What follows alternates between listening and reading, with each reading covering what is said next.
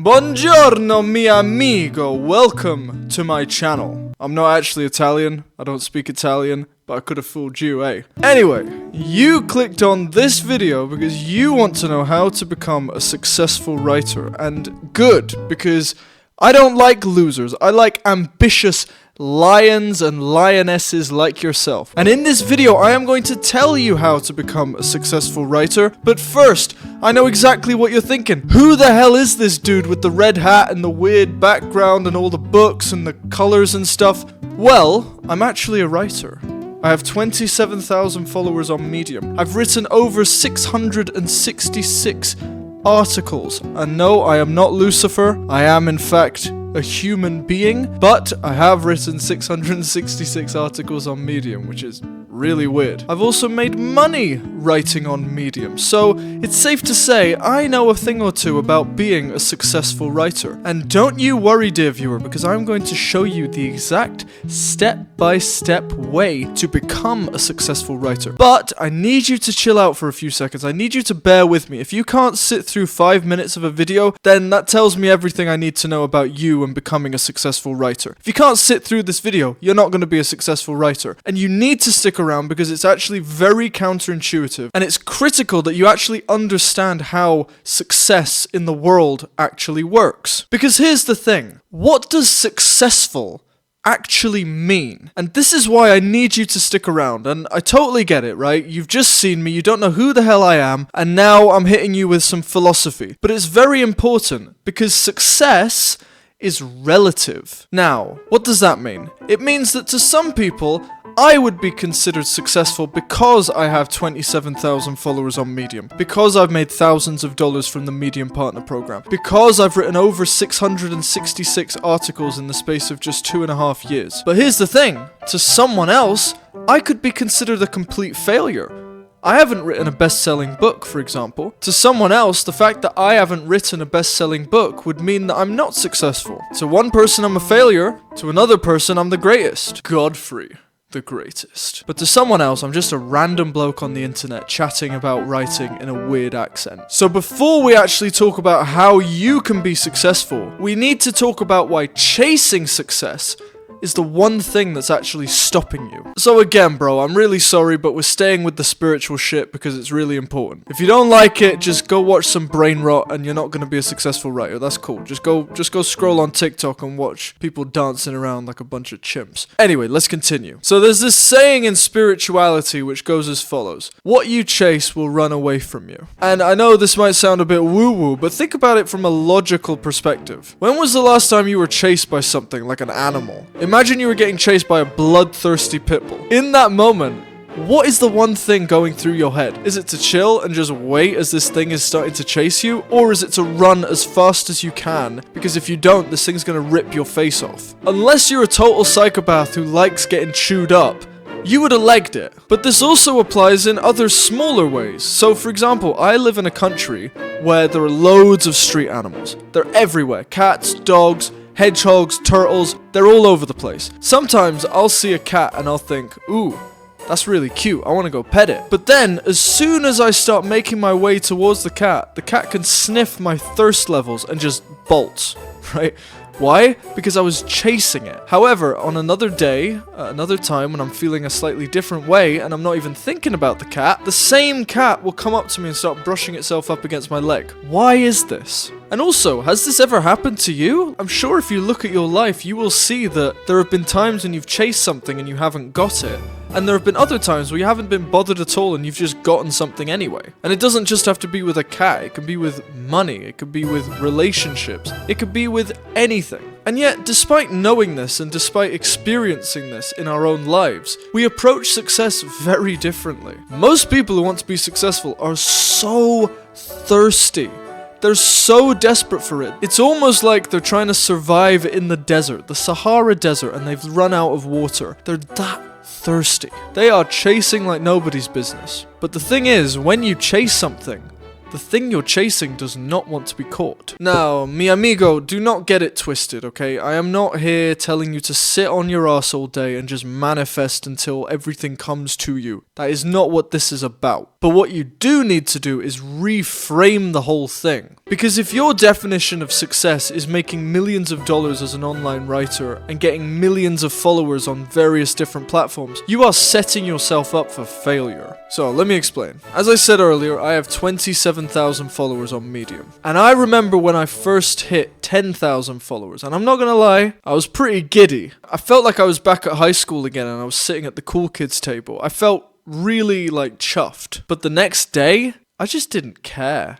Right? It just become reality, and it was just like, oh, okay, yeah, I guess I just have 10,000 followers now. Whereas before this, like, if I told my younger self that I would one day have 10,000 followers on social media, I would have been over the moon. Because I think a lot of us have just been conditioned to want this as a goal, right? We want to be important. We want to have followers.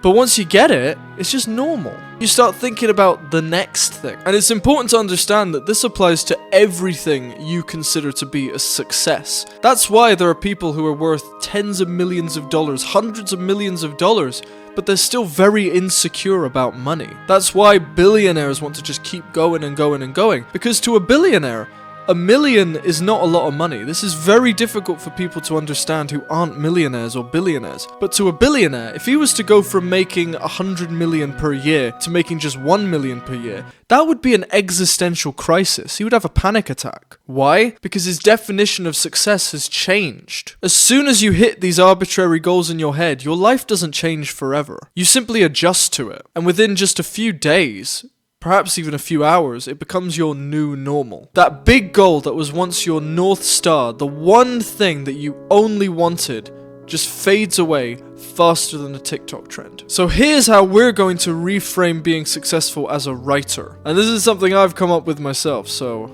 you're welcome. And it's just this, it's very simple. If you're writing, you are successful. That's it.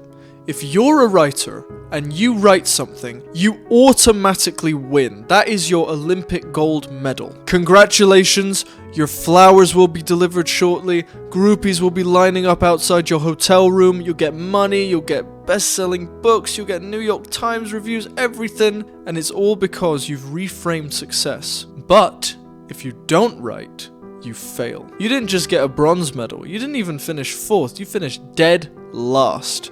No groupies, no flowers, no best-selling book, no money, no nothing. Now, I know this reframe may not seem as glamorous as you driving around in a Lamborghini in Dubai or somewhere. I know it won't make you super famous or make loads of money with your best-selling book and your millions of followers, but it's the only way of viewing success that puts you in control. Because make no mistake about it, as a writer, you only have one job, and that is to write. That's literally it. Everything else is just a bonus on top of that. And if you look closely at most successful writers, you will see that they all did this. So, for example, let's look at one of my favorites, David Bowie. And if you say David Bowie wasn't a real writer, pull your head out of your backside and just appreciate that writing is writing. It doesn't matter if it's in the form of songs, films, books. Writing is writing. And David Bowie is one of the best writers to have ever lived. So let's look at David Bowie. He was very rich. He was very famous. And he had more groupies than Frank Zappa had hair follicles. But despite all of this, despite all of his material success, do you know what Bowie saw as being successful? It wasn't the money. It wasn't the groupies, it wasn't how famous he was. For Bowie, success was only determined by how much he could create and how good his creations were to him. As long as he made something new, something that expressed how he was feeling in that moment in time, and something that challenged him, something that forced him to grow, then he was a success. And what's so ironic about this is that his own perspective of success is what made him materially successful. He wasn't chasing it like most people do. He was being it. He was embodying it. Now listen, I get it. We all want external results. I do too. But you have to understand that the way you view success will determine how much of it you experience. If you only see success as driving around in a Lamborghini and being a millionaire, your success is going to be very short-lived. That's why there are people who get those things. They become millionaires, they get the Lamborghinis, and then they become miserable because that was their North Star. Whereas if their North Star was the business they were making or the career they had, they could keep going forever and they would have as many Lamborghinis and as much money as they wanted. Because as soon as you get these material things, you just get bored, you get used to them, you adjust. But if you instead change your perspective and see success as simply doing the thing, in this case writing, then as long as you write, you will always be successful. If you write every day, you will be achieving success every single day. And by proxy, you will get all those material things, but it won't matter to you because they weren't the goal. You're a writer. Writers write. Writers do not dream about driving in Lambos and Ferraris. Writers do not care about how much money the thing they write makes. All they care about is the art of creating. If you focus on that, you'll get all the status, you'll get all the money, you'll get all the groupies if you want them. The only difference is, you won't be chasing those things. They won't be these phantoms, these shadowy desires that you won't be able to attain. They'll just come to you naturally because your entire view of success is different. It's rooted in doing the thing, which is writing. Because think about it, when you're not chasing these things, they can't run away from you. That's why it's called chasing. Okay, look. Let me level with you.